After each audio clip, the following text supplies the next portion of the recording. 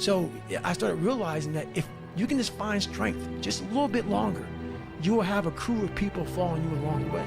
And that is another thing that no one can ever teach you. Because you're going to have to learn that on your own. You're going to have to figure out how to pull that energy out of your mind on your own. There's no book you can read that all of a sudden I have it. I've got the technique now. I know how to do it. Yeah. No, it's a grind that you have to start and finish on your own.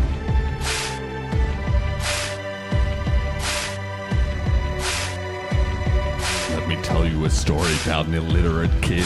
Had guitar lessons at 3, living stateside at 6, pot a philosophy geek. Thought he was born with a gift, but over 20 years later thought I could no longer subsist. While the strobe of misfortune and locked down in his crib, in the shadow of wealth, where the corrupt banks lived, a single flicker of hope was all that kept him awake, burning all through the night. Every second of every day the script changed underneath. The very few could see the story was telling himself. Friends just couldn't believe he was on another planet station they couldn't receive, and it never shut off. An eternal heartbeat, an undeniable call, an unquenchable flame, an unavoidable path. Del Toro quest for his age, he left the valley of lost frequency tuned to perceive, hacking into commits and finally bridging the breach. The code world in his mind, like first learning to read, like a lifetime of red suddenly turning to green. So he opened a branch and turned over a leaf, auto passing the test like a database seed. A book that never been, or the movie never been played, a journey no one else living would ever seek to replicate, song that never been sung, vision he could retain.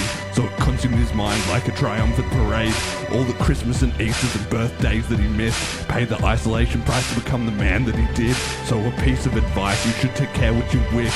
When you pick up abroad, then you better not miss. Could be in China or Chile, or in mountains of mist, walking into the fog, or ending up a night of with. But I've got no regret that it was written like this. Quantum entangled in, all crafted threads are in synths. In the mountains or seas, the battlements or parapets. In the words of my friends, the ribonucleic helix. In the dance of the stars, or eternity's whim. Cause it's all in my mind, in mithril titanium. You know, when I was about 9 I learned to play violin. You consider it in this song played by a computer sim. So whatever the cost, whatever the sin, whatever the angels on the head of a pin, whatever the rush, whatever the strings, whatever the throne, politicians or kings, whatever the price, death comes from within. So I'll burn it all down, but I'll never let them win.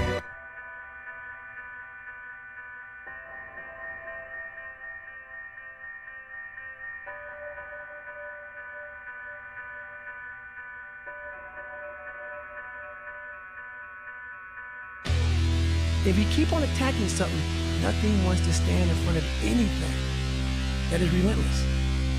Nothing.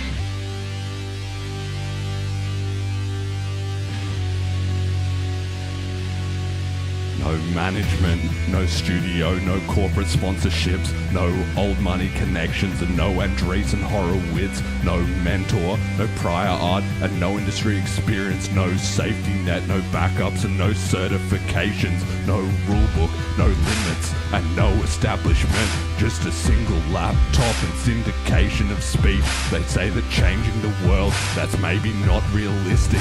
Dying a day at a time in siren songs of indecision. The prophet Isaiah Sidney's civilization. The Manhattan bomb, knowledge versus imagination. You might be missing my message, rephrase the honest truth is they have selected the offense, and you are their squid. People worship the state, parasitic blood-sucking leeches begging for mafia handouts, goaded by tiny television. Everything demanded free, someone else did the working and building. It got stolen from them to fund this entitled lisping. We're always being tracked and everything is forbidden. You can get wrecked anytime, selectively forced into prison, while the people are censored. The deep state's its omniscient. Is this the kind of society that we all want to exist in?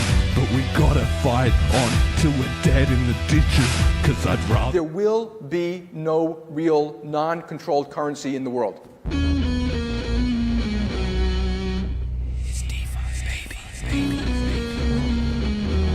Coming for you, Banks. Increasing the block size to 32 megabytes right now.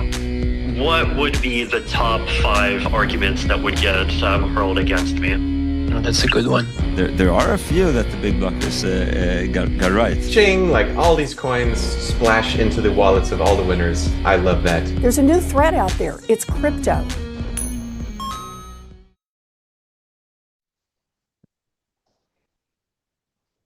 Hello and welcome back to the Bitcoin Cash podcast, following Bitcoin Cash on its rise to global reserve currency. This is episode number 105, BCH BLISS and scaling BCH apps, featuring Jonathan Silverblood. Today is Saturday, the 20th of January, 2024. I'm your host, Jeremy. Jet is doing the producing. Hopefully you can't hear the car alarm that's going off. You can? Okay, all right. Well, hopefully that stops soon. Nothing I can really do about that. Oh, there we go. Brilliant. And today's guest is a BCH developer, the co-founder, I believe, one of the co-founders of General Protocols, and also the progenitor of the BLISS event, which we are hyping up today. Jonathan, welcome to the show. You've been on before, but just for people who missed that episode, give a brief rundown of your involvement in Bitcoin Cash. All right. So, hi, everyone. I'm Jonathan Silverblood. I've been in Bitcoin Cash almost for as long as Bitcoin Cash has existed. In fact, I joined the ecosystem back in like 2013. I've held meetups. I've been solo mining. I've been onboarding merchants. And for the last 4, 5 something years, I've been working on building apps in the Bitcoin Cash ecosystem. Yeah, awesome. And obviously, let's start with the price like we always do. Today, the Bitcoin Cash price is $236.34 USD, down just a little bit. One BTC buys 175.4 BCH, so we're down slightly on the ratio there. And one ETH buys 10.4 BCH, so also down slightly on the ratio there. But this is great news because that actually means there are cheaper BLISS tickets, because we set the price for the tickets, fixed it in BCH, and then we had that huge run up. And so it became more expensive to failing fiat holders, but it was, of course, stable to all the BCH hodlers out there. But now that the price has dipped off, people have even less excuse to not get involved. So, Jonathan, how are you seeing the market at the moment? Are we coming into a bull run, or what's going on? Oh, yeah, I think we're coming in for a bull run, or already kind of in one. I think it's going to last for like a year or so longer. But that doesn't really matter much because any expenses or whatnot I have is paid from money that is coming from BCH. So yeah, I get paid in BCH for the work I do.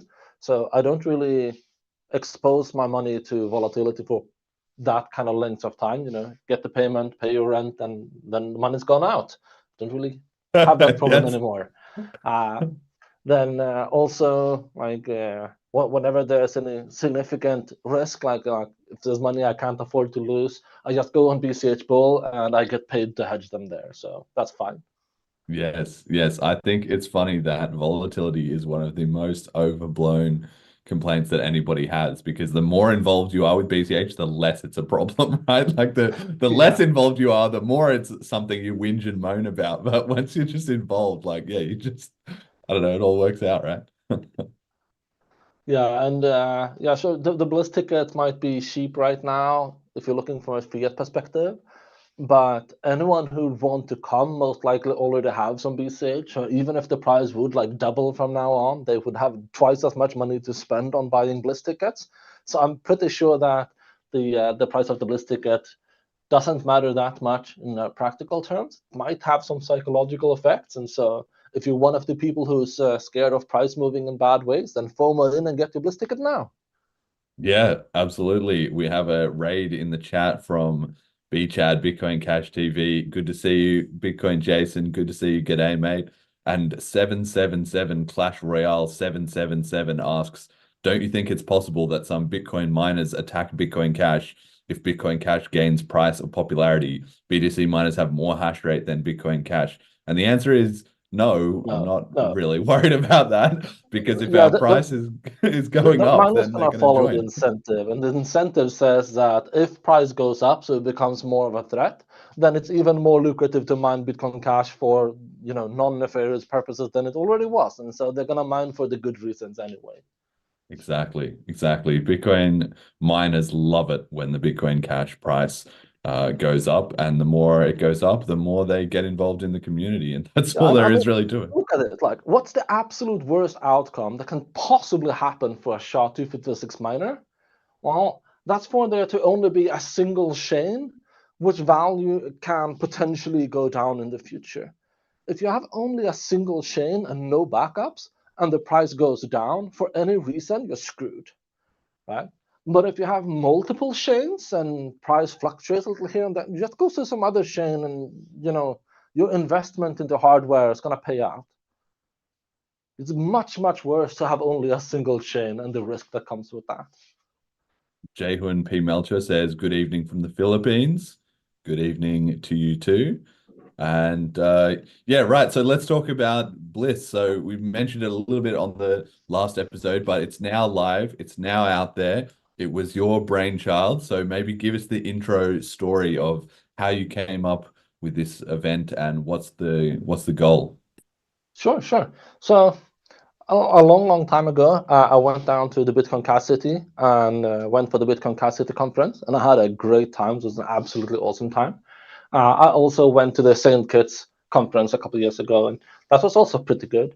Now, I was wondering, like, when's the next thing gonna happen? I was itching to go to somewhere and meet up with all the great people, and then I noticed that Tobias Rust from eCash was holding a conference, and he had a website where you get to buy your ticket. The ticket was priced, I think it was $50, and you paid it directly to him personally through some third-party mediary, and you couldn't pay with eCash.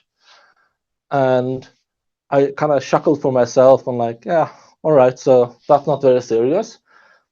And then they actually had the conference, and some people actually showed up. I think it was like 15 people or something like that.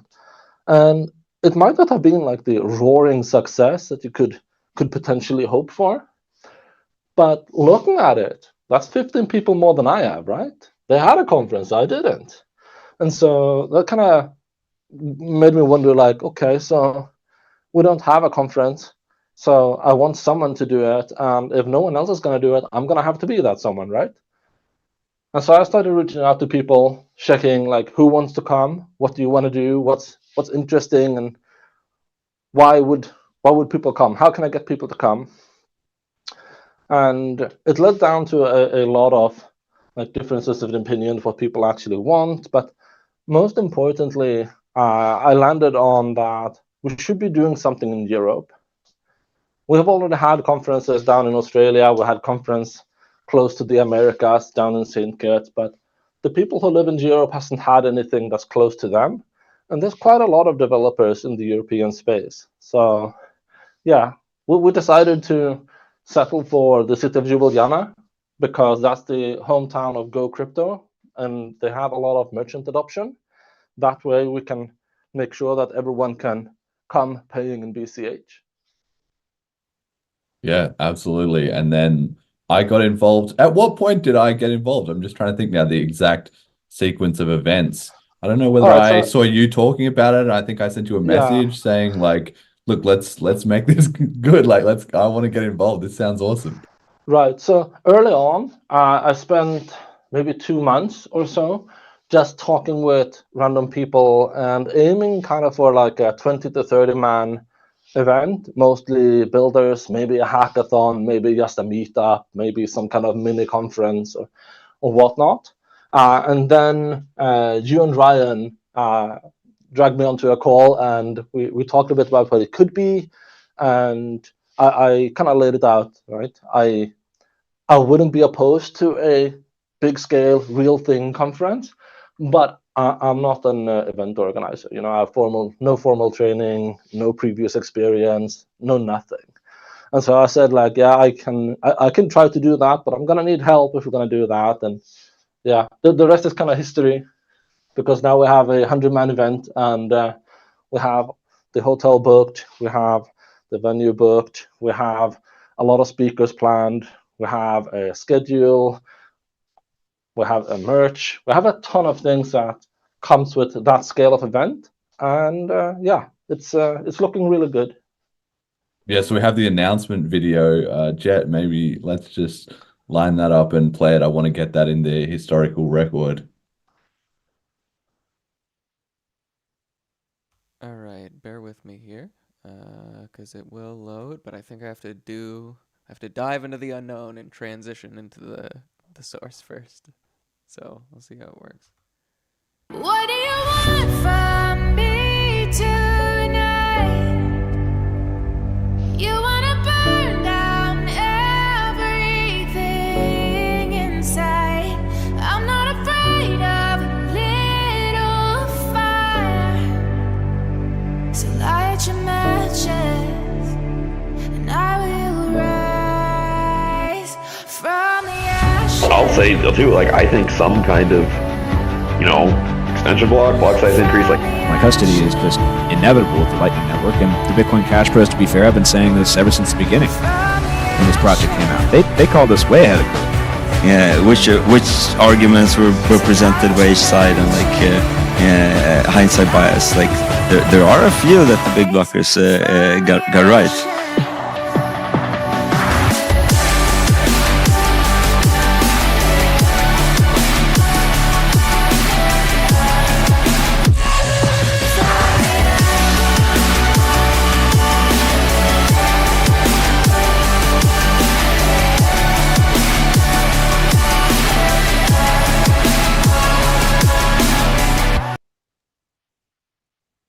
For the audio listeners, obviously you have the amazing music there by Illenium. Shout out to Illenium, absolutely great electronic music artist. And then it just has some screenshots of these various Twitter debates with basically people hating on BCH from the BTC community. And then, of course, times are changing and people are coming in and starting to realize we were right the whole time, et cetera, et cetera. And then at the end, you have one of the Jessica NFTs that we're using for the tickets for the event to sort of add some mystery and some hype, and the logo at the end there, right? So I made this because I thought we did need something to hype it up a little bit, and I really felt like this is the turning point, one of many, I guess, but in sort of the BCH history is that we're now being sort of broadly vindicated across the scene, but just people realizing we were right isn't enough. We kind of need to defy the haters with more proof of work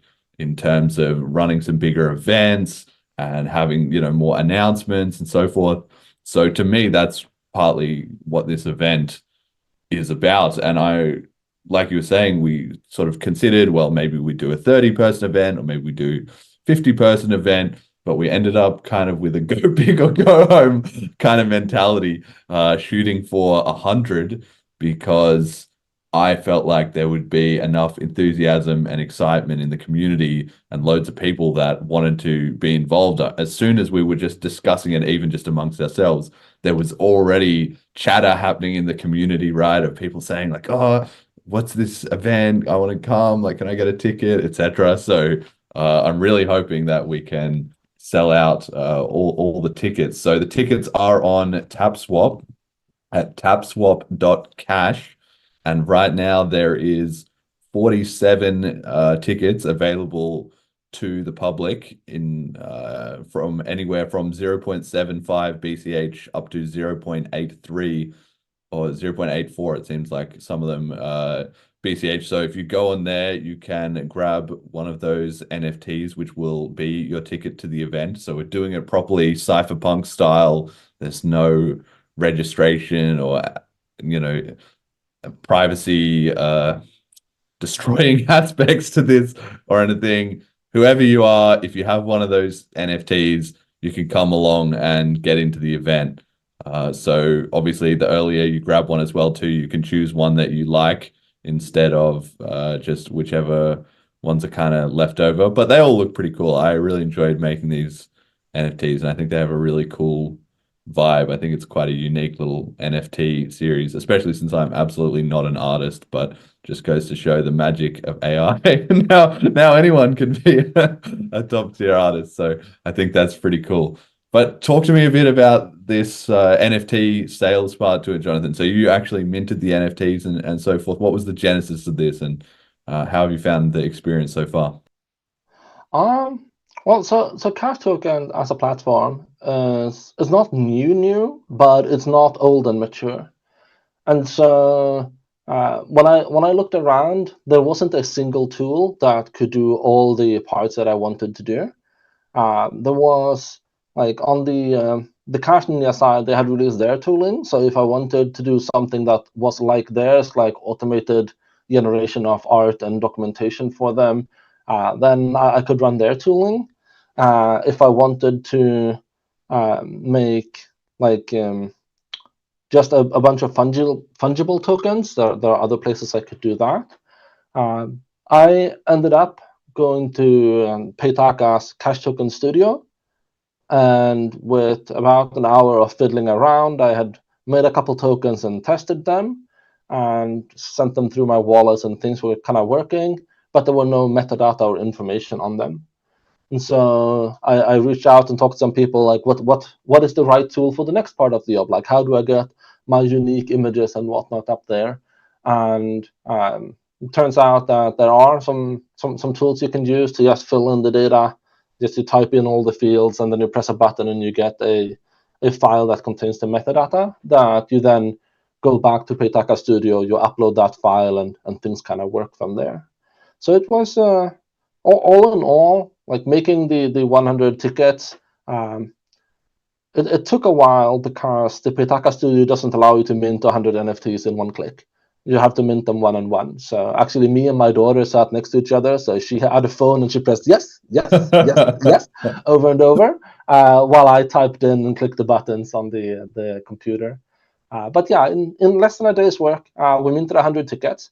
The artwork was already made prior by Jeremy here. So just upload that artwork to some suitable location. Later on, I found out that not all wallets automatically grab this metadata the way we had published it and can automatically just use the images.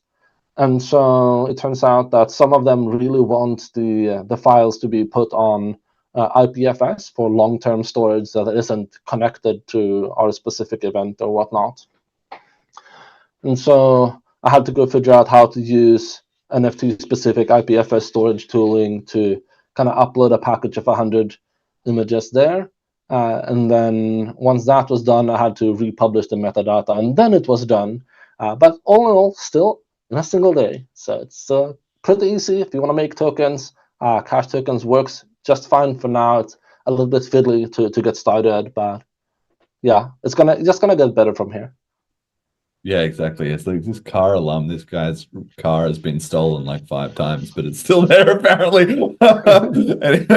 Anyway, with the NFTs, yeah, I think it's really important to understand, like, well, we managed to get this off the ground, but for the next time, it'll just get easier and easier, right? So, like, by this time next year, it'll be completely different. And when you say it's the same in terms of the integrations, sort of in the wallets, in TapSwap, like those things are still a little bit fiddly. I'm planning to make a video that gives a breakdown that we can put on the website that shows for people who are not exactly sure how to buy one of these NFTs. That is honestly a bit of a barrier to entry, but I feel like it adds a lot of flavor to the event, and hopefully it really gets people the spirit of like, we're actually doing this. We're actually using Bitcoin Cash, not only for the payments, obviously, but also for the tickets and really in the crypto philosophy. Yeah, let me talk a bit about that, because at the start I was vehemently against kind of even having tickets to begin with. I kind of wanted to be a ticket-free event and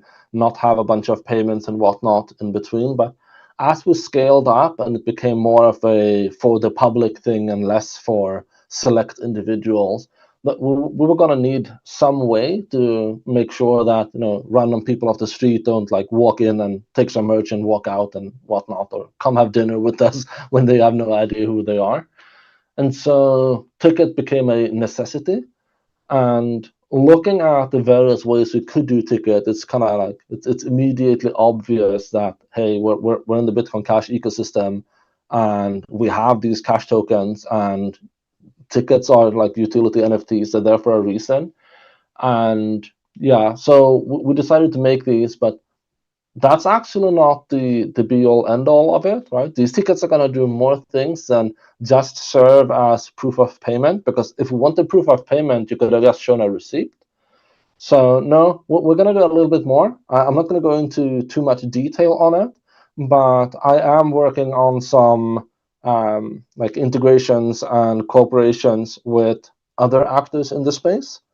And there's also going to be some surprises for you that might relate to your tickets when you come to the actual conference. So yeah, when you do pick your tickets, feel free to take time to pick one you really like. Also, go buy one now before the one you really like is no longer for sale. Yes, exactly. Tapswap.cash, get on that. And that's something I think that is really kind of a cool idea, because if you think back in the history of Bitcoin, right, when Bitcoin was started and the first people started mining and so forth, there's a lot made about this whole immaculate conception, so said, but really just a sort of fair distribution, right, to the world, that anyone in the world who heard about it could have been involved. All you needed was a computer, that kind of thing. And there's been a lot of progression in the cryptocurrency industry in general about different ways to distribute tokens and do things and so forth. And so now that we have this cash token system in BCH, I'm really looking forward to the fact that not only can we do some cool things around the NFTs for this event, but from that point on, it's sort of in the same way that, what do they call Yuga Labs with the Bored Apes? Like periodically they say, okay, whoever's got an NFT gets some benefit, or it can be even an ongoing thing where it's like you had to be involved either early and get there and come and be part of the event. Like it's like a proof of work to be in that little club. Or then after it's over, like, of course, people can sell or trade them, or they can make any other deals. Maybe there'll be some other contracts you can lock your Jessicas in. I don't know. But we'll see how that evolves. And over time, it will, if we keep delivering value for the NFTs, then it would just be like the people who chose to get involved get more and more benefit out of being in that club. And I hope that really helps to set a standard for NFT like collections on BCH, in the same way that Cash Ninjas and BCH Gurus, like if you've got those, if you're part of those projects, they've been doing incredible work to keep benefiting the holders of the tokens, right? Let's not oversell it though. We don't want people grabbing the tickets and then not coming to the conference. The value outside of the conference is going to be there, but it's not going to be extremely high. Yeah. Okay, all right. No, buy the ticket to come to the conference. Okay, let's be clear about that. But come to the conference. It's gonna be awesome. So speaking of that, do you want to give a bit of a rundown of who so far is going to be speaking and what kind of stuff we're going to do at the event? Right. Yeah. Sure. Actually, so we haven't decided on all the speakers yet. We're still like looking out and doing outreach to get more people in here.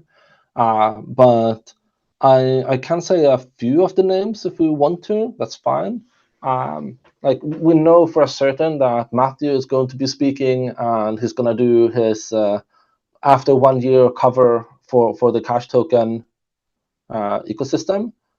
It's a perfect opportunity to do a 1 year after, because we're literally going from May upgrade to May upgrade for the cash token. So it's exactly 1 year when he presents it. We're gonna have some talks relating to smart contracts and the other upgrades related to the engine. I forgot the name of it. The virtual machine under Bitcoin Cash. For example, John Neary is going to be here and talk about like how do you deal with security when it comes to these smart contracts. We have a bunch of different wallet developers and some node developers who are maybe speaking. We have Digger from the Shadow Wizard Monogangs and the Cauldron Quest. is going to be there and talk about their projects.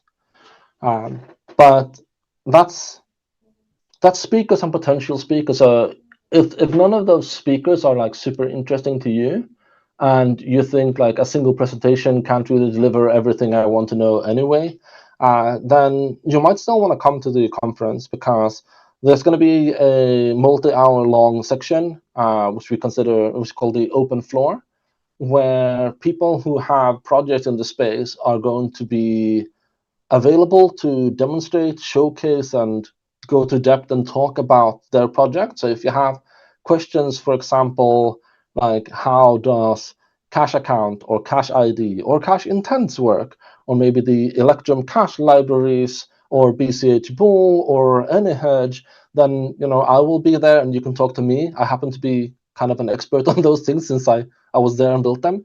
But there's also going to be people from Paytaka, TapSwap, Help Me, Celine, Cash and Ice, Cauldron Quest. There's going to be people from various wallets, going to be people from a lot of different projects in the space. You can see some of the projects listed at the top of the BLISS website, for example. Yeah, and I want to add on to that and just say that people don't or shouldn't need to feel intimidated about it either, too. Like, one of the things when we had the St. Kitts conference is it's really nice when you end up with a bit of a mix, right? Obviously, people who are very hardcore about BCH are going to be there. Some of the people who are deeply involved in all the projects and so forth.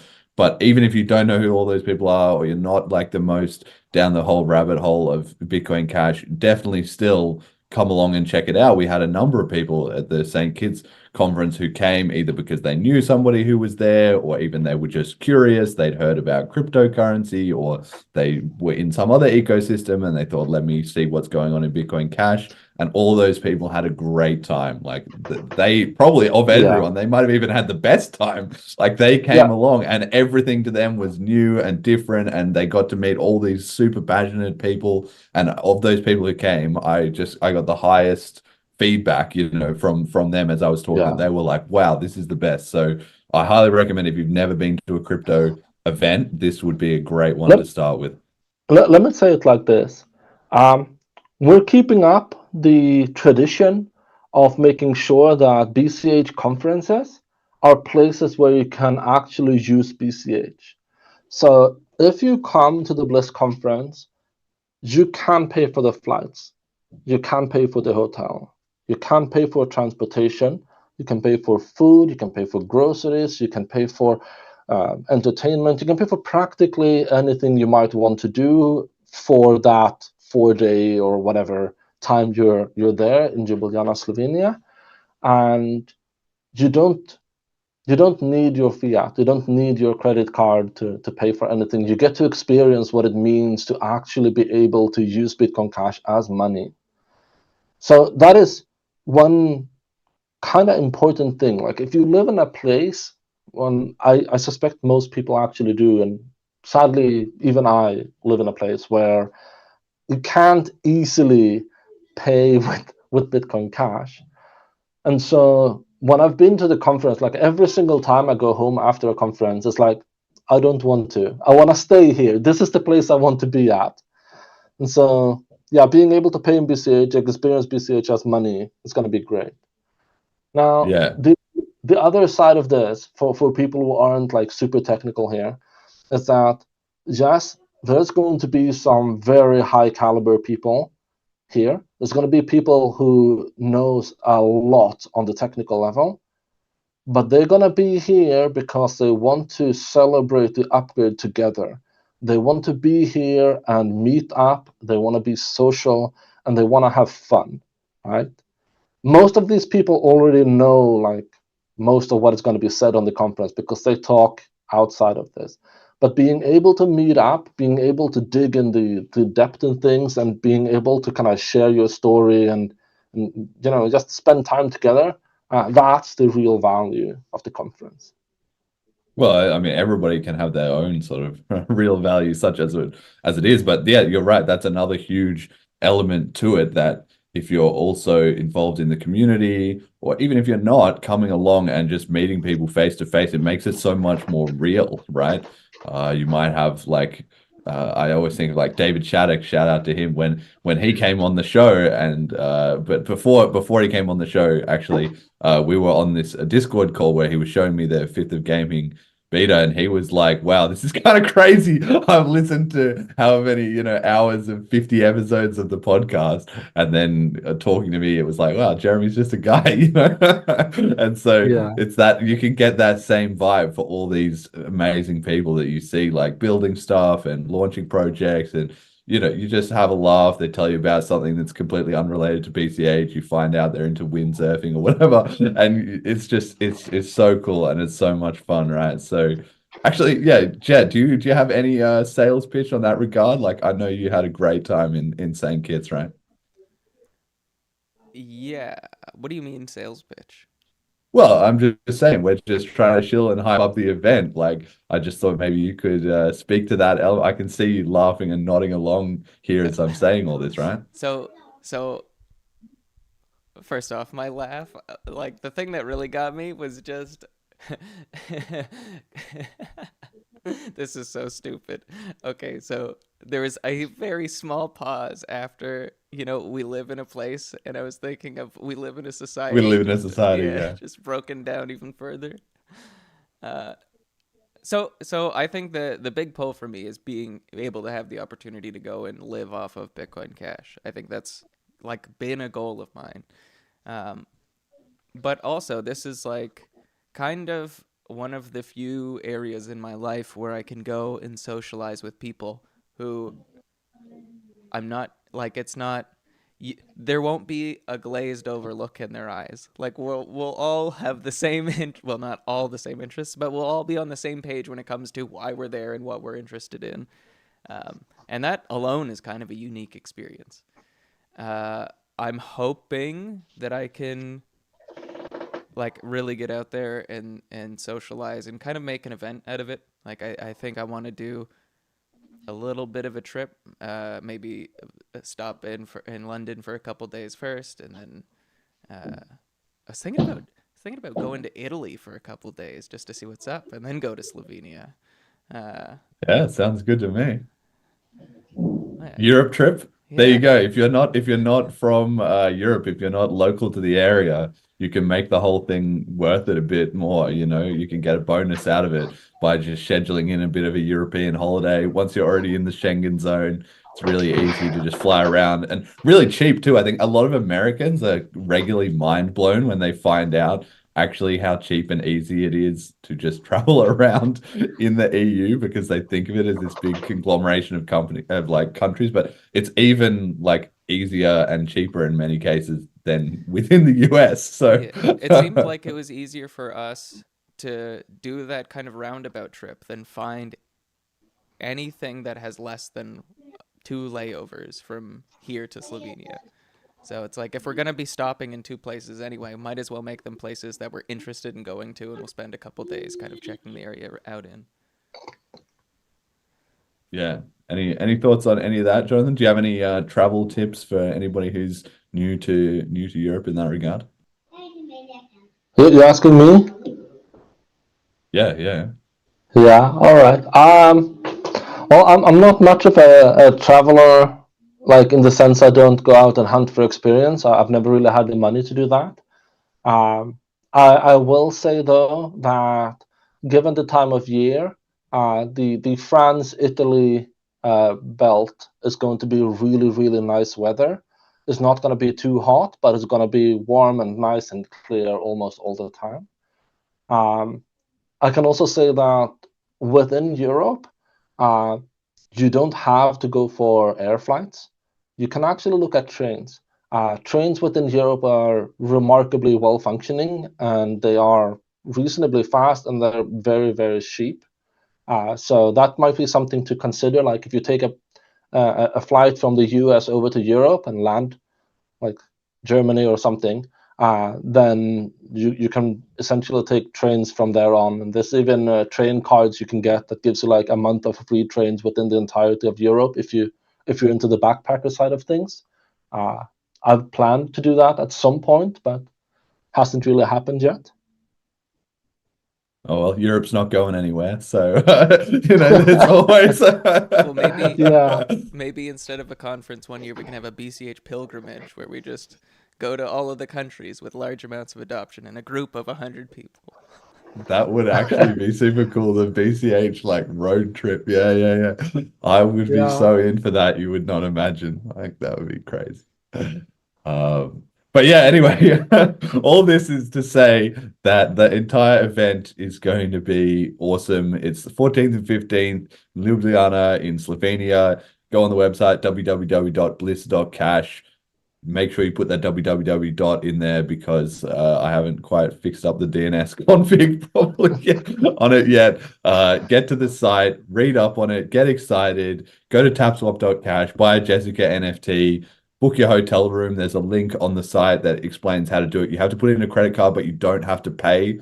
Like they just need to have that on file. And then when you get there, obviously you can pay in BCH, right? That's the whole point of the event. So yeah, come along, and this is my grand pitch to everybody because it's been And a when ton you're of done, work. Yeah. when you're done with all that, find your nearest meetup, go there and tell them all about it. Yes, exactly. Post on social media about it, retweet your Jessica NFT. Yeah, get excited about it because the BCH community, we didn't have an event all of 2023. So I think for 2024, obviously we want to have a great turnout, and yeah, it's been a ton of work, and so far it seems like the momentum's already growing in that regard. So really looking forward to meeting a ton of people there as well too. I already know several people that I know sort of by a screen name only that have said, yeah, I'll see you there. So it's going to be awesome. I have three more things I want to say on this topic before we move on to the next one. Yeah, hit me. First, if you're anonymous, go buy your ticket and don't tell us. Just come, we want to meet you. You don't have to, you can give us another name, whatever. You don't have to disclose who you are. We don't collect any information. Just come, celebrate with us, be happy. Two, if you're a builder in the space and you have a product or service that you'd like to show, talk with other people about, reach out to me. I can give you a discounted ticket. The only thing you have to, do for me to make up for that is to just show your product to people who walk up to you and say, "Hey, what do you do?" Right? It's very trivial, very easy, and you should be wanting to get more users. So this is a win-win for both of us. Third, if you're someone who has a bunch of money or have a company that you want to market, you can reach out to us and open a dialogue about sponsorships. We still have more room in case you want to be put on the map in that pace and be talked about in a room with a lot of BCH-oriented people. Yeah, and just on that final note, then that's being talked about, yeah, with all the people there, but also on the live stream. And like I said, because this is the one BCH event of the year, it's very likely that other people in the rest of the crypto ecosystem are going to be paying attention to this, right? They are going to be, what are these guys up to, and that kind of thing. Suddenly you're getting a lot of exposure to a lot of different people that you might not expect, both at the time and then also sort of over the next few months, right? Like if I go and look into what's happening in Monero, or I look up what's the latest videos from the latest conference or something and get a bit of a sense of what's happening there. So it's, actually pretty big opportunity in that sense, I think. Has there been any other Bitcoin conference that have asked you to pay in Bitcoin? I don't know. Well, the BCH ones always do. I don't know about the BTC ones. Like they at that last one, they had it was all a fake. Look, on the BCH side, I think all the BCH conferences have been payable in BCH. Yes. So yeah, of course, yeah. On the other ecosystem side, the sheer number of conferences is so high that I can't imagine there'd be zero that allowed you to pay with BTC. But I will say that if you go on YouTube and you search for like a Bitcoin rap debate or something like that, you'll find a video where they make fun of BTC for holding conferences where you can't even pay with BTC. Yeah, it's a known thing. It's a known thing, not practicing what they preach. But anyway, here we are leading by example. So yeah, www.bliss.cash, Final Shield, tapswap.cash, and check it out. See you all there. It's going to be sick. Okay, so the other topic I wanted to hit with you, Jonathan, was scaling BCH Bull, right? We've had it on this show a bunch of times, especially with Emergent Reasons and with yourself, talking about BCH Bull, and the growth there has been insane. So maybe you can give us some updated numbers on that. But I was thinking about this last night. I was thinking, why am I always saying like the same things? Why am I always saying Selene Wallet, BCH Bull, BCH Guru? Like, why does the show keep recurring the same things? Because if I watch other crypto podcasts, I watch ETH one, BTC one, some other thing, they've got a new thing that they're shilling every month. And I thought, what's happening here? Why is that different? And the reason is because our projects are actually real. That's what I realized. They have like a new thing. It's got a new batch of VC money. The community's all excited. This is going to be the next thing, blah, blah, blah. And then 2 months later, that thing has died and everyone's forgotten about it and they've moved on to the next thing, right? So that's why they don't have like every 3 months the same people coming back on to be like, oh, and we've kicked off this and this has started working and this is going better and better, right? So I think BCH Bull, we've cataloged quite a lot of the rise of the app as time goes on. And I'd love to get the latest update on where it is, obviously, from your point of view, but also some reflections on how that process has changed and improved over time, because we're now seeing a bit of an ecosystem of other apps are starting to spring up, smaller ones. I was thinking of Beach House with Saeed Miller. He was talking to me the other day about that.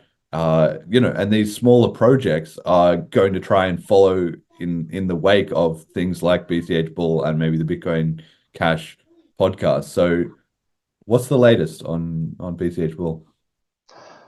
Right. So I was thinking a bit there. So the term that comes to mind when you talk about like how there's new things over and over in other ecosystem is the lack of staying power, right?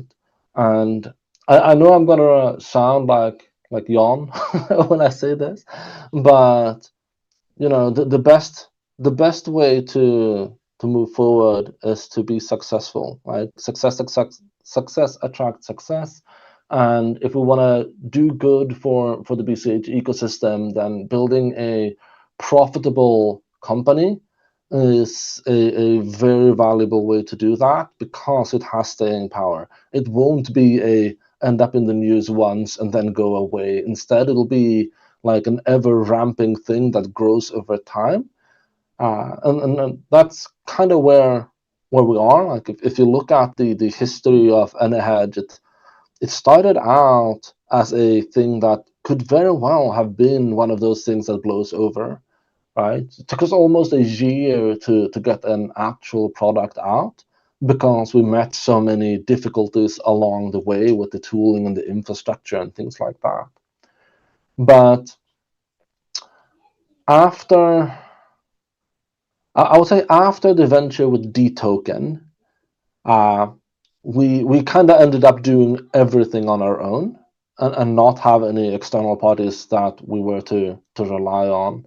And we might not have done like the absolute best they could be. I mean, someone else can absolutely do a more trader-oriented user interface for the BCH Bull, for example, and I welcome anyone who wants to do that. Would be really happy to see someone take a stab at serving a specific market for that. But we've taken a middle ground and we made things that worked, and we tried to make it work for all the use cases we have.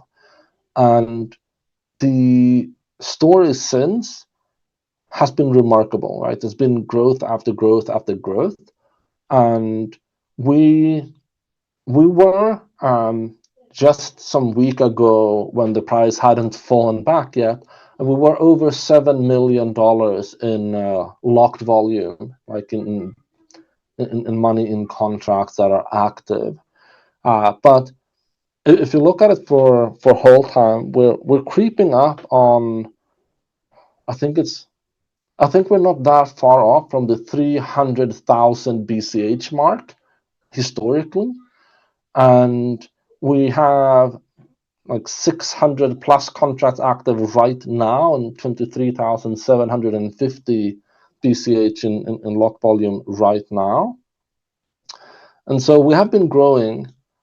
If you look at BCH as a DeFi chain 5 years ago, people would just laugh at you. No one would think it's smart enough to actually do smart things.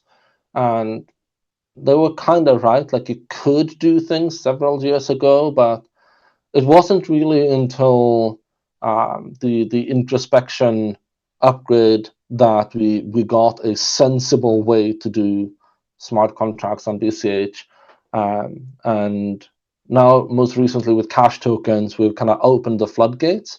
And the thing that is holding us back as an ecosystem, so to speak, is no longer a technical foundation, but rather like go-getting spirit, like people who are willing to go about and actually do it. Because you can do things, but just because you can do something doesn't mean that it's like an easy over the weekend thing to do.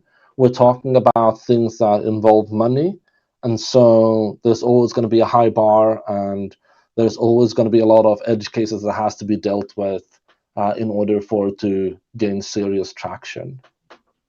Yeah, so I think I'm thinking of it as well too from the perspective of both the podcast and Celine. So you mentioned one thing is, take it seriously, like from the start, know that it's going to be a multi-year process, at least in the case that you're successful, right? So you're going to have to keep grinding through to get to that point of view, but also that as things start to get, like when you're first starting, the MVP is in some ways the hardest thing. Like you said, it took over a year to get to that point. How did you know that you were onto something good that people would want? So that's a difficult to answer question, because I wasn't the one in our group of people that came to that conclusion in the beginning. But they must have sold John you on it. and Uname had already figured out that it was going to be valuable. We didn't quite know how valuable it was going to be, and the early part was just a matter of like making it work and then scale it up and make it be what it can be. We did, after a while, figure out that you can measure like volume in competing chains for products that are similar, but you can't do it for products that are the same, because there is no product that is the same. And so I think one of the things we set on our like internal business documents early on was that we're going to try to achieve 1% of the volume of DYDX on Ethereum. It's not the largest actor in Ethereum, but they had a relatively like close comparison in what they offered in terms of features. And so we looked at them and like, if we can get 1% of their volume, then we might be able to sustain this and be profitable. And I think we're past that part, but we're not really at the good part when it comes to profitability, because we have opted to have slightly lower fees and build volume instead. So we're attractive and we're competitive with the rest of the space, thanks to that.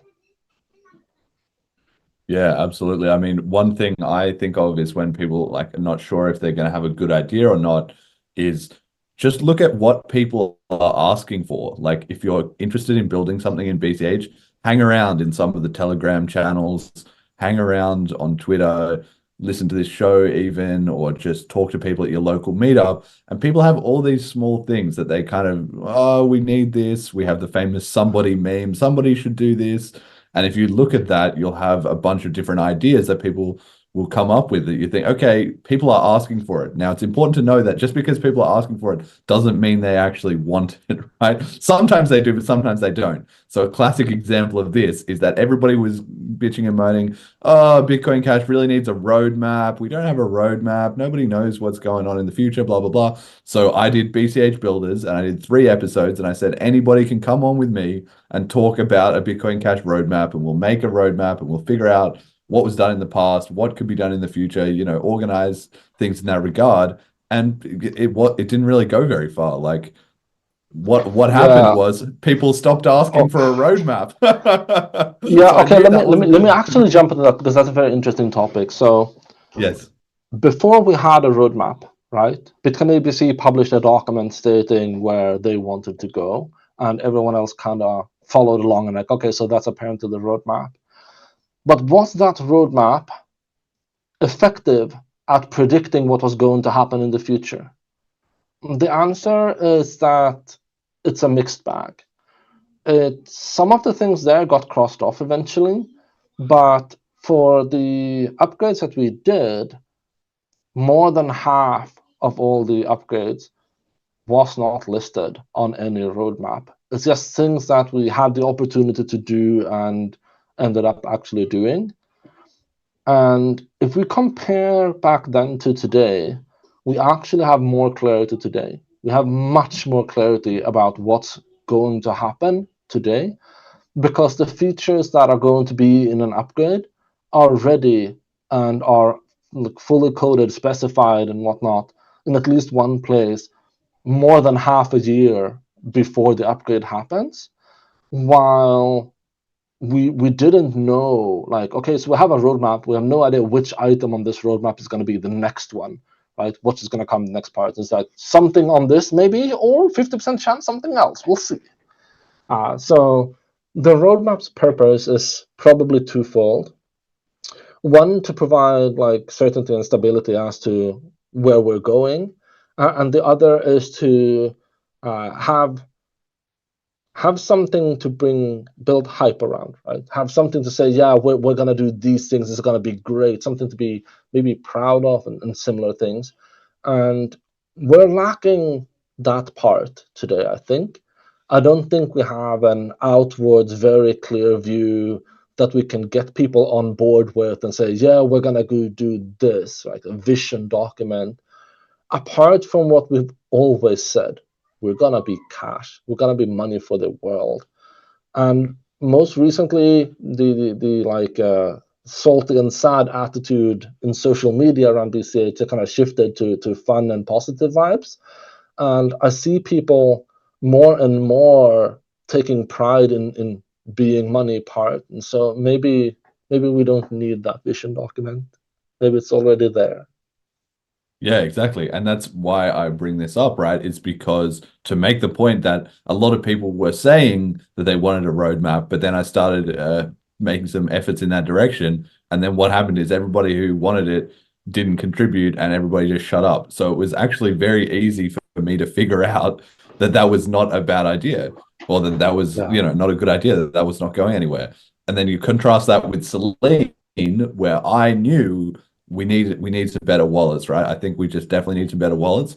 And I started working on it. And even though I wasn't making a big noise about it, I was only just talking to a few people behind the scenes. Callisti jumped on that and was like, yes, we need this. And then he and I started collaborating, and he put in a ton of effort, and we got the MVP out and so on, right? And so all you have to do is look at what people are asking for or what you yourself think is necessary, start working on it, and then the world will tell you with feedback if it's a good idea. Obviously, you have to have some degree of persistence, but you have to just persist, and you'll very clearly see if it starts to get organic traction or not. So that's my greatest advice for starting an MVP on any of these Bitcoin Cash projects, right? I have a question.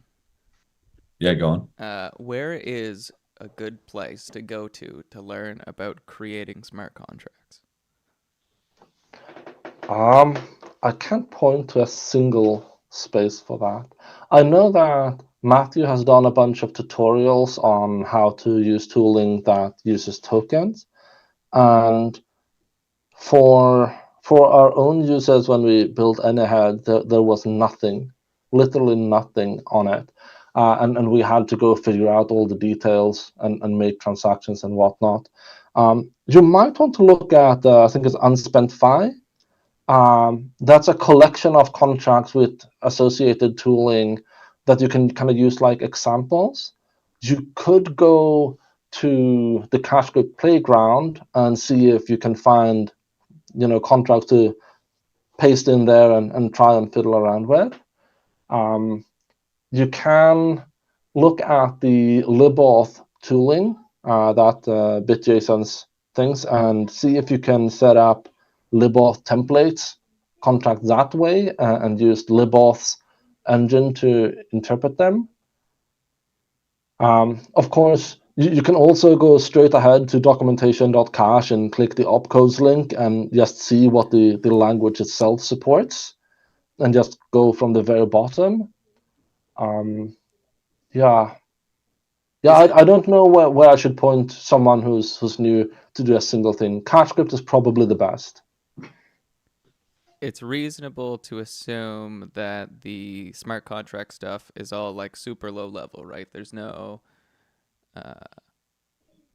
Not really. So that's what CacheScript is. It wraps it up and makes it fairly accessible to like JavaScript style programmers. Yeah, so CacheScript turns a low-level thing into a high-level thing. So if you're not interested in the low-level thing, not comfortable with the low-level thing, and or don't need the optimizations you can get from actually having full control of the lower levels, then going to CacheScript and working in the higher levels is very much recommended. Did that answer your question? Yeah, well, I've got an answer, which is everybody should go to bitcoincashpodcast.com/code. Or if you just go to bitcoincashpodcast.com, you'll find in the header, there's a link code. Click on that. And I have done a ton of work aggregating all these links. There's literally like about 50 links to different things there, including at the bottom of the page, a BCH developer community with links to all further places you can go to ask questions about where do I find this? How do I build this? What is this? So all those things that have been mentioned, CacheScript, the Mr. Zwet's YouTube channel, which Matthew runs, all that stuff, it's all linked from there. And if you just go on there, one thing I would specifically highlight is you can have a look at the BCH devs and builders Telegram channel, which is also linked from there under BCH builders. You just look at that, and then you can ask any questions and get any more info there on Telegram. But of course, there's tons of links to all the different documentation sites, a lot of the most prominent repositories, and as well, being engineers, once you get down the rabbit hole, you poke around and you find your way to what you need. Yeah, I think I'm at the point now where I want to try and build out the MVP for the 3D printing for token redemption stuff. But it's the where in the hell do I even start with this that I'm like, ooh, maybe I'm gonna roll over my head. So actually, you start in the Telegram for builders or the cash token specific builder groups, and you ask, does anyone have a smart contract for me that consumes tokens, right? Just as an example, and then you look at that contract and you figure out like what do you actually want to do? You want to take a token and you want to burn it, I guess, so it no longer exists, or you take a token and sell it somewhere else later, and that should be a relatively straightforward contract to make. You're going to end on CacheScript. That's the tooling that is the best suited for the task today, and I would guess that it wouldn't take more than a week for someone who's not at all like at depth in this to get started, at least. Okay. And is this a week of like you have an hour of free time a day, or is this like? Yeah, something like that. Okay, that's not bad then. So like if I commit a Sunday to it. Yeah. Okay. Like if you commit a full day to it, you're probably like gonna get a headache and be overwhelmed or something. But if you take a little here and there, then after a week you should probably have quite a good feeling on like what you're doing. You probably don't have the full idea for like the entire infrastructure side, like how are you gonna deal with sending and making transactions, and what tooling will you use to look at the mempool, or how do you talk with a full node, and many of those infrastructure parts of it. But the smart contract side of it should hopefully be reasonably well understood, and like, okay, so this is the kind of solution I'm going for, and then it's a matter of like, how do I build a website that interacts with, in your case, a 3D printer? Yeah, in this case, I when think things happen, that end piece is actually going to be the most difficult thing. Like the printers I use run Clipper. Clipper already has this web server. So it's how do I build Yeah. a plugin that interfaces with Clipper that still interacts with these smart contracts and maybe connects to my Fulcrum instance or something. And I don't know. I've got some, I think some idea of how to get it all together, but it's like the actual, okay, now I need to sit down and put it together. Yeah.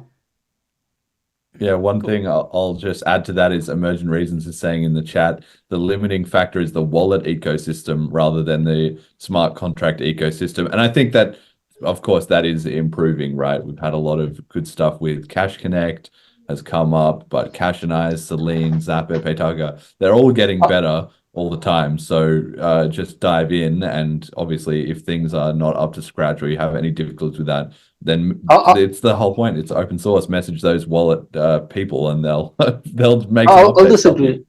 I'll jump in and disagree. For the use case that Jet is describing, just tell your users to either use Zapit or Cash and Ice or something. Use the Wallet Connect, not the Cash Connect part, because you're effectively only taking tokens for payment, so to speak, and sending tokens isn't a complicated use case.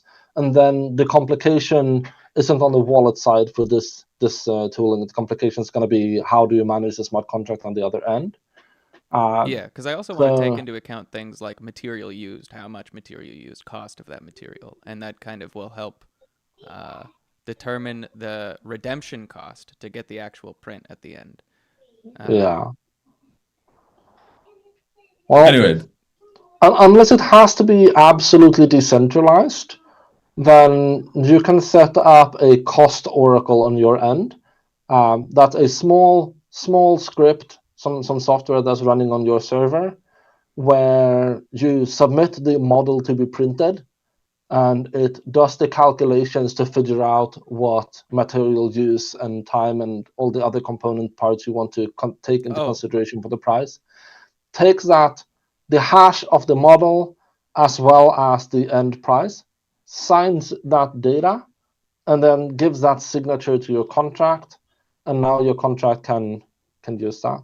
Okay, that sounds amazing. That is way out of scope. That's improvements beyond it. Because my thing is like centralization is built in. You need to go somewhere to redeem this thing. Someone has to own the equipment. So I'm fine with centralization for this project. It's just the means of payment and kind of the accessibility that I think cash tokens and smart scripting improves here. Thank you both. I think these have been great answers, and everyone in the chat too. This is fantastic. Well, yeah, this is. Well, imagine what you get if you come to the BLISS conference then. Yes, exactly. That's it. If you want to do a project, buy a BLISS ticket and come along, and then that 3 days you'll have your mind just melted with the absolute amount of ideas and encouragement and resources that you need to get it going. So it could be an entrepreneurial investment as well there too. All right, but I wanted to ask as well a little bit more on obviously BCH, Bull, and then other projects in the scene. So that's how you get started. That's how you get to the very first stage, right? But then once things start to get a bit of traction, once you've got a project and you've made something and people are responding to it a little bit, how do you take it to the next level? And what I'll throw out there is the GP team has been doing a great job with doing the general protocols spaces, and in the same way with Selene, once we had something and it was working a little bit, we opened a Telegram group, and you kind of get into this phase where the thing works, you need to get more eyeballs on it, right? So you got to go out, you got to do some social media promotion, and you've got to build some hype about it in some creative or interesting way. Is that a deliberate strategy of what's going on at BCH Bull at the moment? So that is a very wide and multifaceted problem. So I'm going to break it down a little bit. So what you're talking about at the end here is the marketing side of things. Like, how do you get users? How do you acquire users? And the answer to that is you do whatever any company normally would do, right? A crypto oriented business isn't that different from a detergent seller or whatever. I don't know many detergent sellers with Telegram groups. Yeah, yeah, that's true. I mean, sure, we're in a specific ecosystem, and our target audience is to some degree reachable in different ways than other. But all in all, you do some marketing, you do outreach, and you do anything that gives hype and strengthens the public relations. But that is one side of it. There's much more to this question than just that side. And some of these things are very easy to forget. The thing I'd like to emphasize first here is that it would be really bad if you have the right idea at the right time, you execute it well, but you fail to consider the cost of success. So imagine you go from like 100 users to 10,000 users, and you have not taken into consideration what that will do to your customer support line. Right? Your customer support cost could go so high that they obliterate all the profits you have, put you in debt, and your company goes under. And so it's important that you consider what the thing will look like when successful as you're building towards that success. The other is that if you're doing like programming and computer-oriented services, then you're going to go through several phases of scalability, right? Because the right way to approach a problem is going to be slightly different depending on the scale you are at any given time. So when you're really, really small, the first focus is most often that you're going to have a proof of concept, essentially, make something that works and that's good enough. And then when you go from like 10 users to 100 users, it needs to go from a proof of concept to something that has kind of an acceptable user interface and a user experience that isn't half bad. But then as you move not up in user number, but you move up in financial value, if you're doing like we do in BCH Bowl, you're going to have to not have a great user experience as the primary part. You're going to have don't lose the people's money as the primary part. The security is going to be paramount. It's going to be the absolutely most important aspect of your entire thing. You can't afford to lose the money of your users. And so that is going to be quite a heavy focus.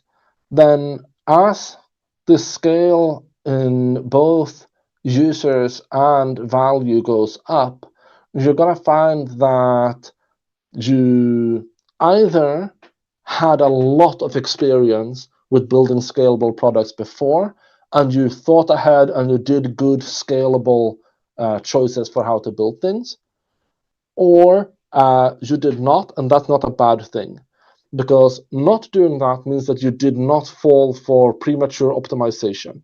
It's very easy to believe that the outcome is going to be in a specific way, and then you get a lot of volume and you're really happy, but it didn't turn out as you expected, and you now have to go back to the drawing board and pay down a ton of cost because you optimized it for something different than what you ended up in. And so as you grow up one phase and one scale at a time, you're going to have to do some work on optimizations and improvements to make sure that all the things still work fine and going to work fine moving forward. Does that answer your question?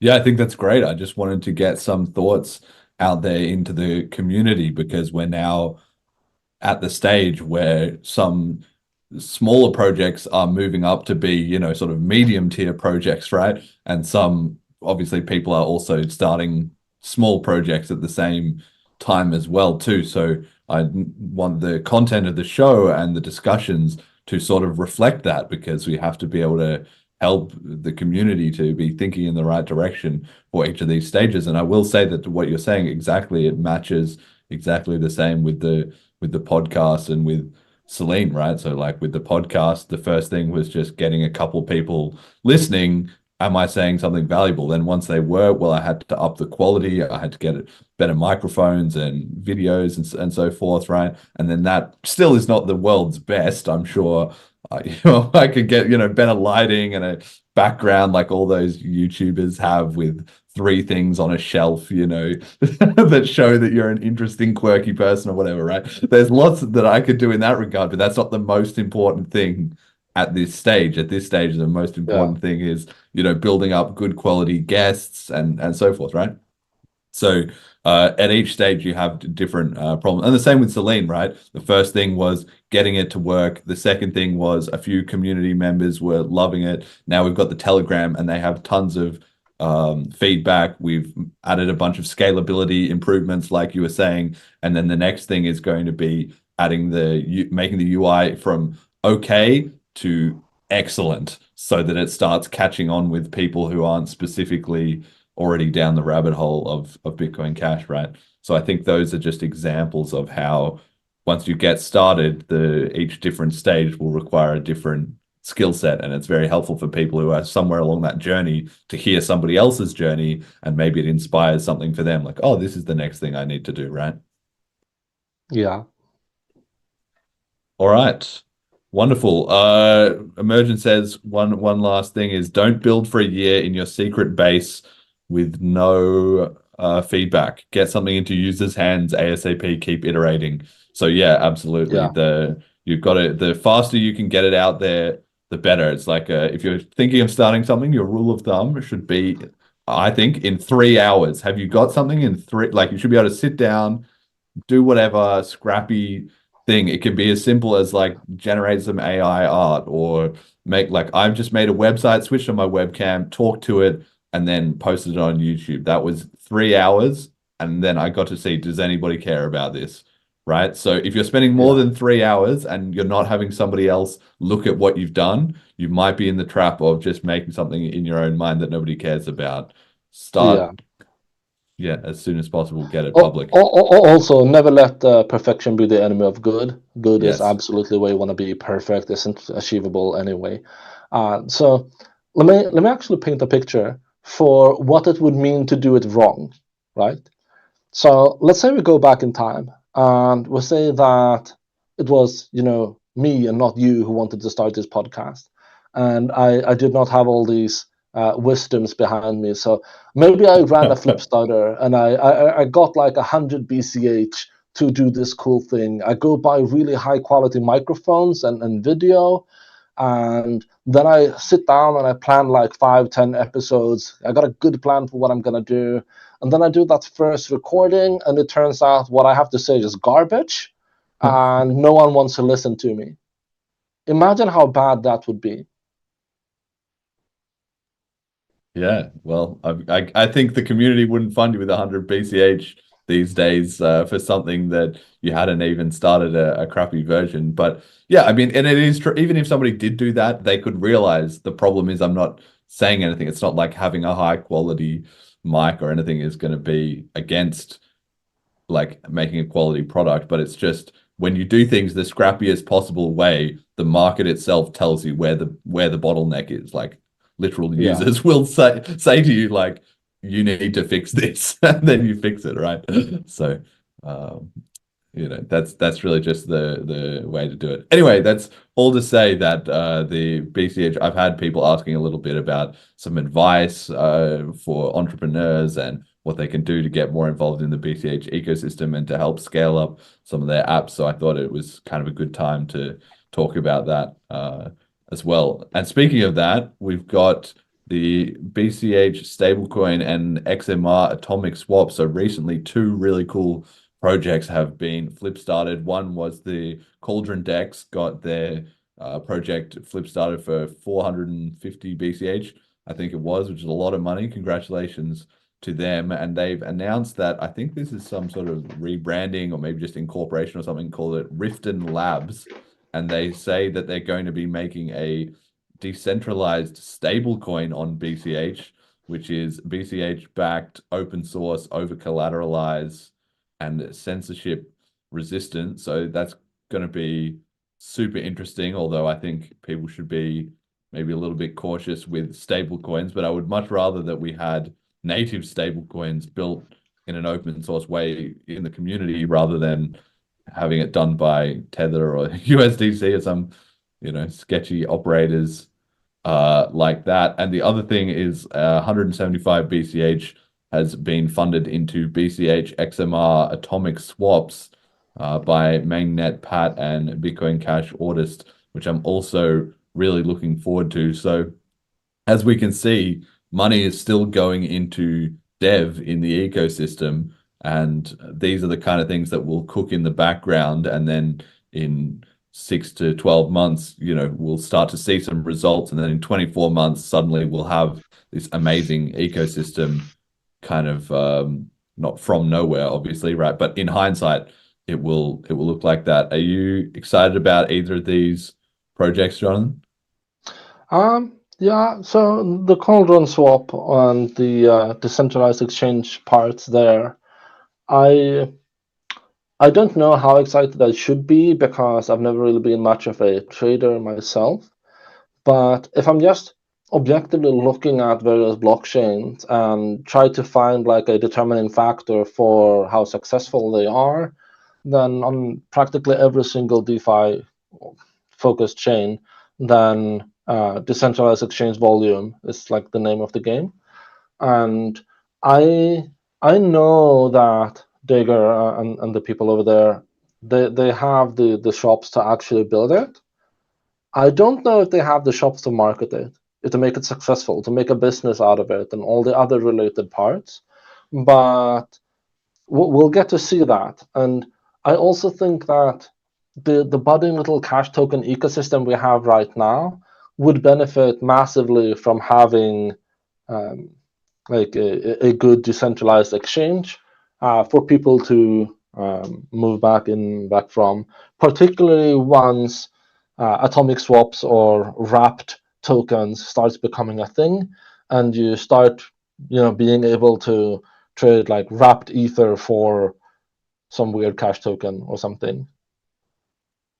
Yeah, one of the things I'm excited about with this, again, this BCH XMR atomic swap is it seems like it will meet a really nice niche of the two communities, right? The BCH and XMR communities are already fairly well aligned together in terms of their mission and so forth. But the actual community, I know there are a lot of people that use both coins, but I don't see necessarily the greatest mixing of ideas between those two communities. But if we have this atomic swaps just involving BCH and XMR, then it solves a problem on each side. On the BCH side, you can now suddenly have even better privacy if we implement that into the wallet. So let's say you're in Selene and you just can tap a button, and what it does is it flips your BCH into XMR, sends it around a couple of times to improve the privacy, and then flips it back out again, right? So then you almost have like another privacy option as well there. Or obviously, if you want to be buying something with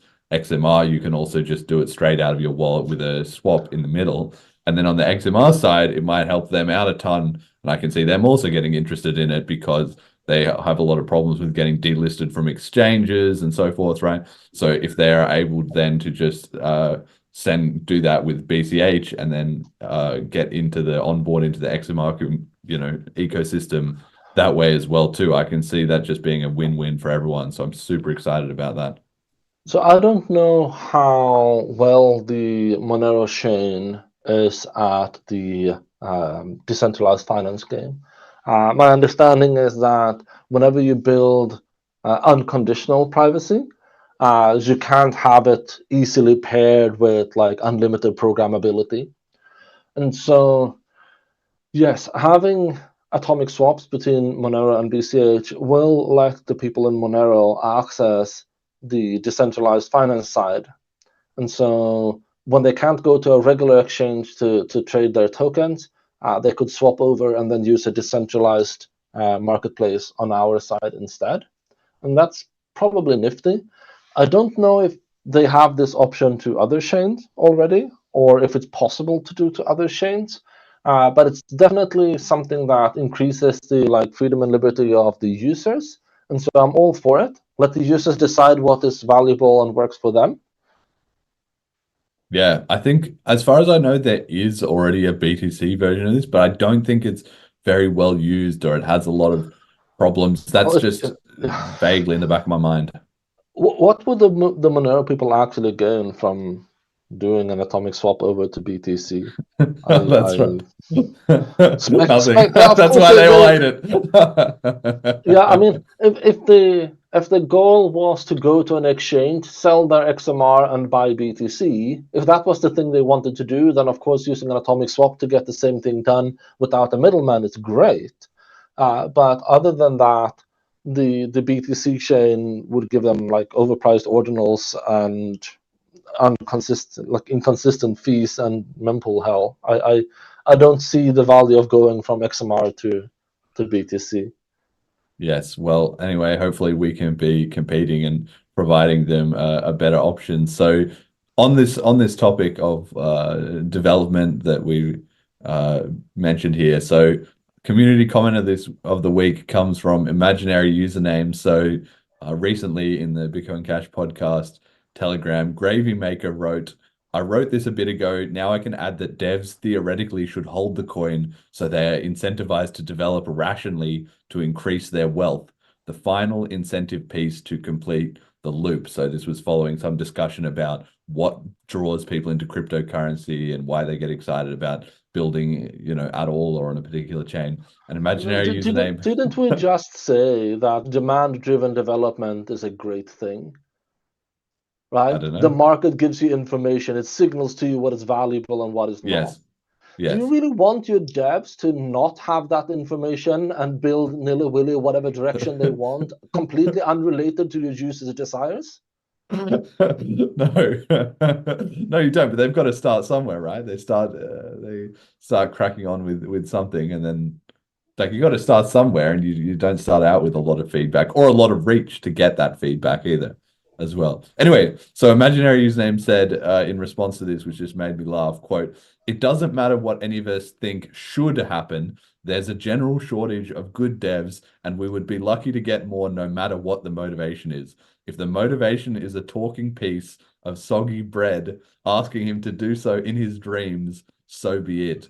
End quote. So I just love this whole idea that people would be having delusions of soggy bread explaining them to do BCH, but it does get to the point of why do devs do what they do, right? And there's obviously a few different things. They say motivation, mastery, and money are the what's it called? Mastery, meaning, and money are the three things, right? So obviously if we grow economically, if the BCH price is going up, that will bring in devs. But we can also get it with mastery and meaning. If we can offer them cool technical stuff to play with, devs are interested in that, and they'll come in, which is why it's so great to see Cash Tokens ecosystem and all the tooling that is going on there. And then the third one is meaning, and so that's about us having a strong vision of P2P cash. Like lots of the devs in the ecosystem are obviously, they love that mission, so they come here to be a part of that.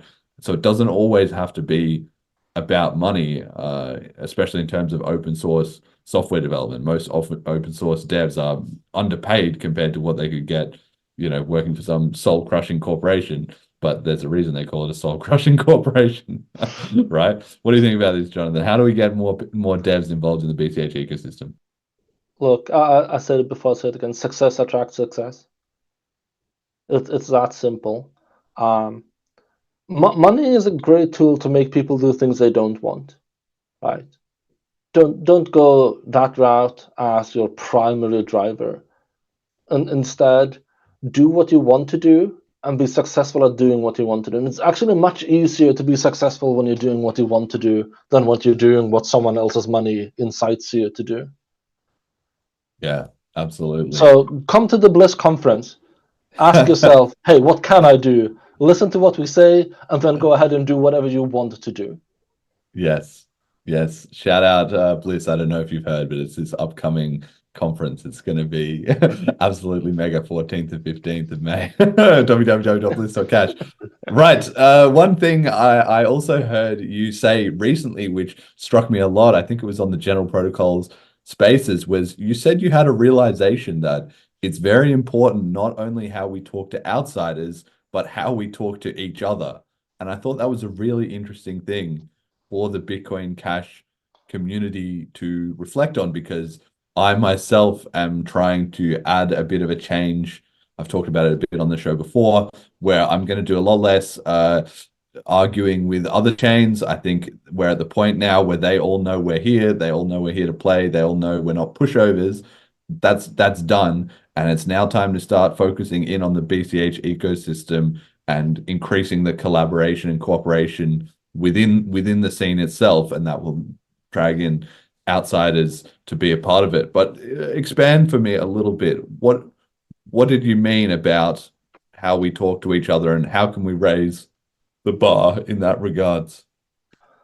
So if we go back many years and we look at what's being said on, for example, Reddit, you will see that there's a lot of people who smack down and talk bad about the Lightning Network.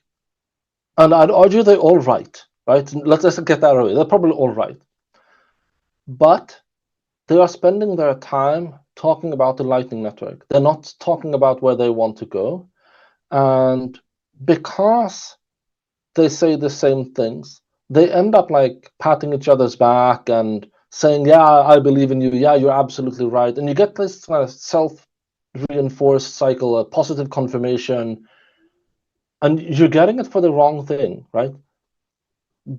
Bunking on Lightning isn't going to make anything significantly better. Like, you might get a few people who are already on the edge to come over, but we don't need a few people. We need 10 billion people, right? And we're not going to get 10 billion people by talking bad about Lightning. And to get 10 million people, we need to talk good about the things we want to do on our own part. And the first step to actually be able to get the reach needed for those ideas is to talk good to the people you have in your own circles, right? So I found myself not too long ago, just a week or so ago, I talked with a friend on the phone. I don't talk with that often, and he kind of wanted to know like what's going on in the ecosystem, and so I tried to recap the news, what's been going on lately. And at some point I noticed that, hey, I'm talking a whole lot about how bad things are with stupid priced ordinals and big mempools and whatnot. I'm like, why do I care, right? Others' misfortune isn't my success, and I want success. I don't want to dwell on others' misfortune. And I like decided that, no, you know what, we've already gone through this, right? This happens every cycle. I'm through. I don't want to talk about this anymore. You can ask me a technical question and give you a technical answer, but if you want to know what's going on and what's good in the ecosystem, then I'm just going to talk about the things I actually do care about. So instead, I started talking about like the BLISS conference. So. Yes, yeah, that's it. The easiest thing to do is start building, and then once you're building, you're always going to have something to talk about, because you can shill that whenever anyone asks. And I think it's really important that just in general as a community we try and be more internally focused. I was talking on General Protocols Spaces yesterday about. Go on. It also reminded me quite starkly about how I felt about Bitcoin back in like 2013, 2014.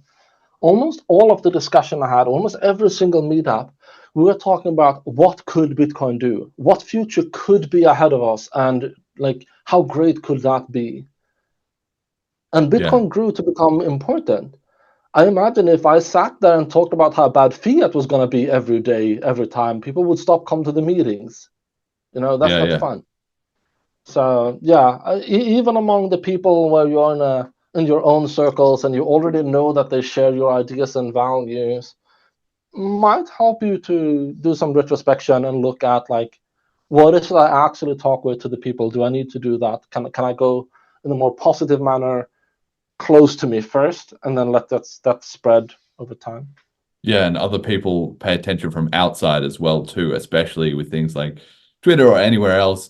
If you're even just in a conversation that you're having in person with somebody, other people listen, like they will pick up on the tone and the vibe of that discussion. And if you're being positive and forward looking, then they'll be more interested in being involved, right? So True, but we've already said that a couple times before. And you've said so in several podcasts before. So I'm just talking I about think like, it's what did yeah. I mean when I said, yeah, it matters how we talk to each other. Oh, that's what I mean. I mean, if I start changing how I talk to my own friends, then hopefully they start talking differently.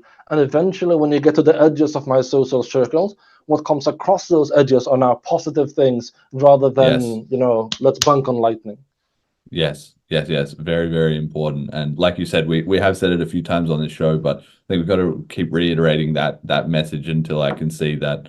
And there's already been a huge improvement, but I still think the community has more work to do there, including myself. So, yeah, that's why I keep bringing it up. Okay, we've got a couple of things of news that are going on in the crypto space. We don't need to do a topic about each of these, but I thought just a couple of announcements that I put out there for people who are deep down the rabbit hole or want to know what else is going on. So the first thing is the BCH Gurus Wave 3 will start minting on TapSwap on the 25th of January. So for anybody who's excited about BCH Gurus project, which we've been following this whole time, their beta is still going strong. They still have, I think, about 600K Furu locked. So there's still lots of action going on there, and they're releasing more music and so forth. So great work by that team. Really good to see that. Got Taproot Wizards made an announcement of Quantum Cats, which is their NFT project that will also be minting on the 29th of January. Now they have chosen a mint price of 0.1 BTC or 4,200 US dollars roughly to buy one of these JPEGs. Jesus. This might be the most expensive. Hey, why didn't we do Quantum Jessicas and sold them at that price? We would have been rich. Yes, yes.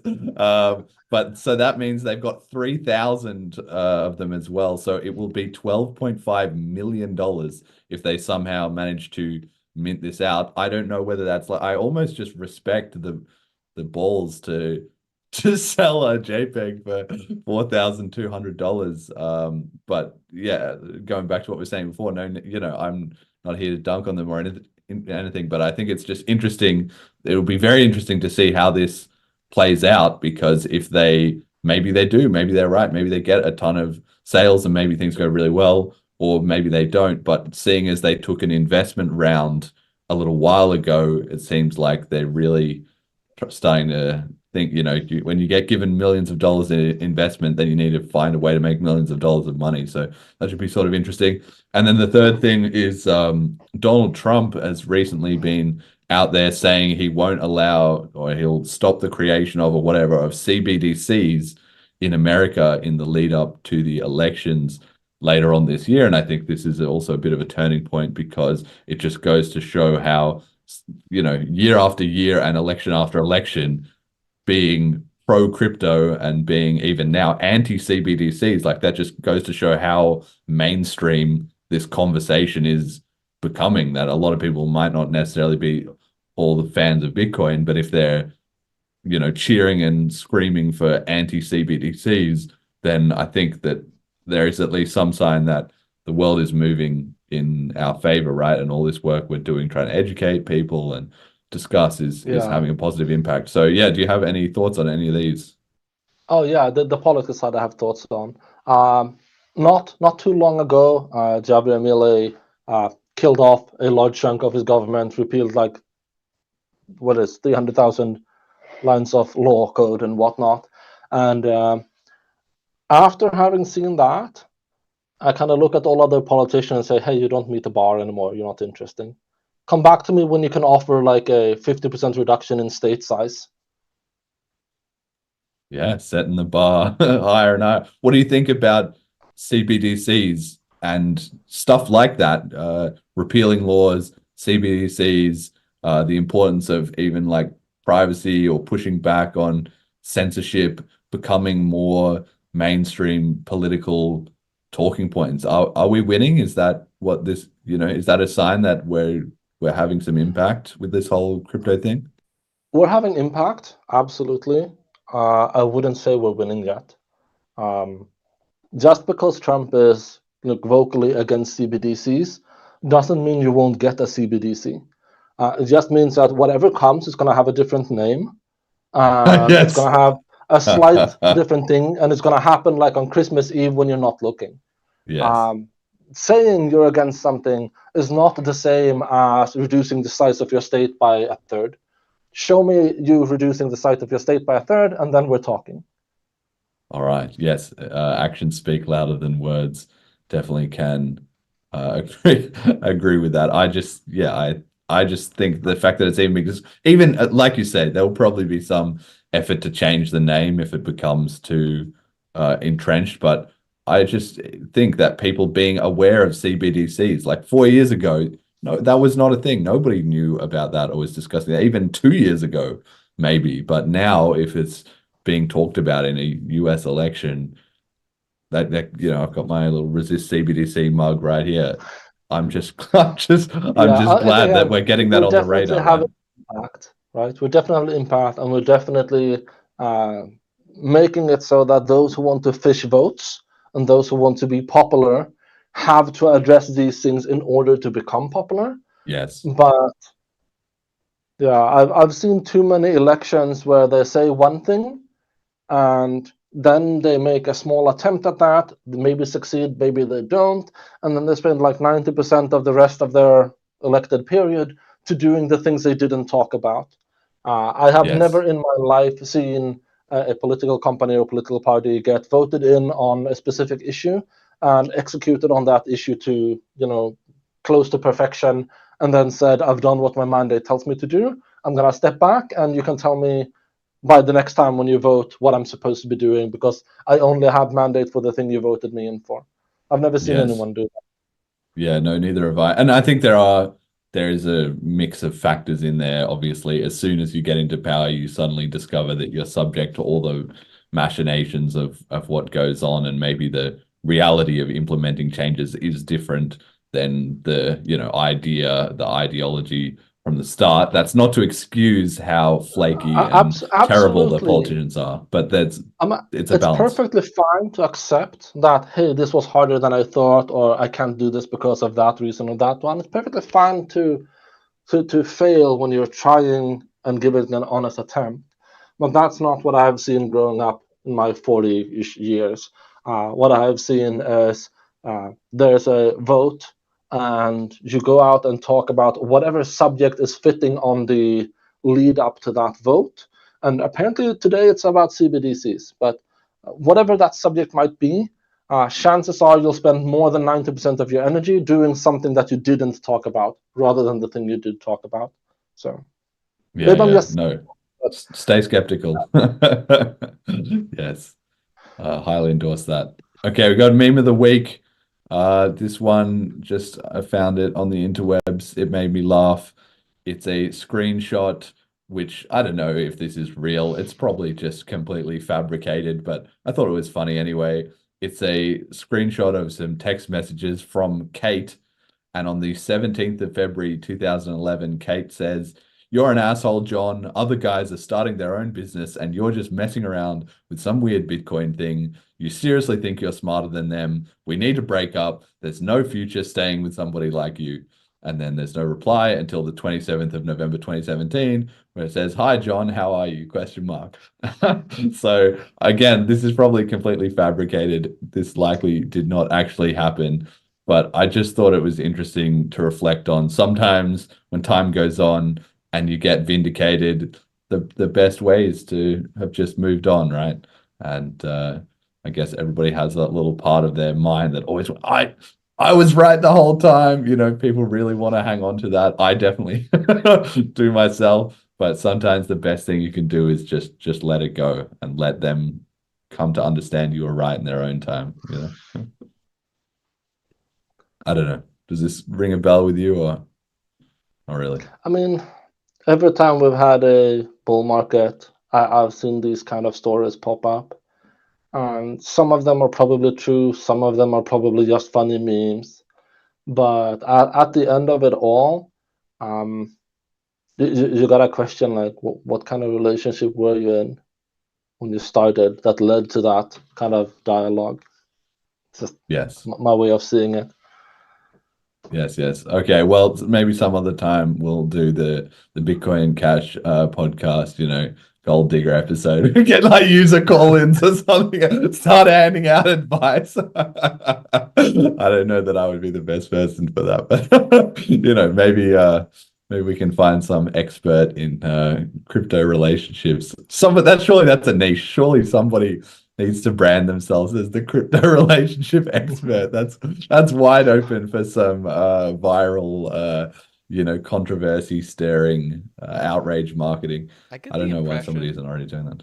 like anything, anything, like you can take any concept, throw crypto in front of it. Someone's gonna be doing it, but every time it turns out cringy. Like, Yeah. Can we have a good crypto something? Like a cool. Well, I saw somebody complaining about crypto music just earlier today. They were like, why is there no good crypto music? Like, why is it all crap and cringe? I do feel like Lil Windex was the first Nailed to it. like make something, that was like, holy shit. Like I can hear people just listening to this. If you go into the comments, there's a bunch of people that have no idea what Bitcoin Cash is that blast that song. So Up your game, rest of the world. yeah. Get your act together. When Trump NFTs on Cash tokens, that's Bitcoin Cash TV. Good question. Exactly. This is why he was out there shilling CBDCs, because Trump is doing ordinals now. He's on that hype train. He's issuing ordinals for anybody who doesn't know. So, or again, he's not doing it. He probably doesn't even know what's happening, but someone somewhere in his marketing machine is making it happen. So yeah, crypto really, really mainstream at this point. Okay, message to the community. Jonathan, what does the Bitcoin Cash community need to hear? Oh, you can do it. Just man up, start working, get something done, go out there, meet people, have fun. Simple. All right. Simple. That Doesn't you need to can be do any it. harder than that. Just do it. Love it. Just do it, Nike. Okay. All right. So supporter appreciation. Thank you to our donators. As always, you're the absolute best. Thank you to our patrons, Ricky, HP, and Digital Checo. Thank you to our sponsor, General Protocols. Check out bchbull.com. And thank you to our Flipstarter contributors for episodes 96 to 105. Majamali, Marcelo, Molecular, Shadow of Harbinger, Turik, Emergent Reasons, Imaginary Username, Cheapy Cheap Landing, Pat, Mini Satoshi, and Sandakersman Marius. This episode does complete this Flipstarter, so we will see about running another one soon, I guess, for the next 10 episodes. I will say that I've made some efforts on the A Fifth of Gaming stuff that I promised, but I haven't done absolutely as much as I would have liked on that front. I will keep working away on it, but there's more to be done there, and that a lot of my effort has instead gone into BLISS, which I hope the contributors in the BCH community can accept as somewhat of a replacement in that regard. I also will be doing a video that I've promised to Marcelo, where I do a breakdown of Sunrise and what all the lyrics are and what it all means and what's in the video clip and all of that for this Flipstarter. I've just been so mega busy that I haven't got around to it yet, but it's on the to-do list. Okay, so final shout outs then for the show. Thank you everybody for watching. Start Guide FAQs links at bitcoincashpodcast.com, especially if you're a dev.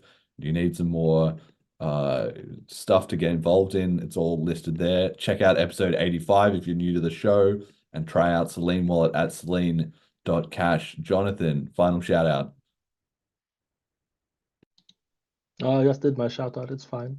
Okay. The All message right. of community. It's kind of the Okay, same you're thing. already the same thing. Okay, just do it. www.bliss.cash and tapswap.cash. Get involved in that. Jet, do you have any shout outs? Everyone that goes to the conference, I'll see you there. Yeah, all right. Nice. That's going to be my shout out as well, too. If you've already bought a Jessica NFT, then my shout out is to you. And if you haven't bought one, well, hurry up and go do it, because I want to see you there and it'll be great. Okay. Thank you, everybody, for listening. Till next time.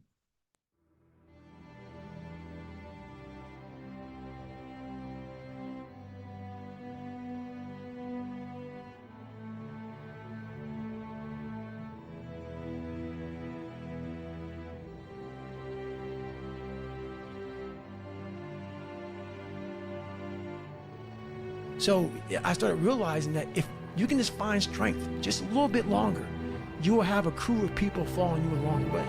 And that is another thing that no one can ever teach you. Because you're going to have to learn that on your own. You're going to have to figure out how to pull that energy out of your mind on your own.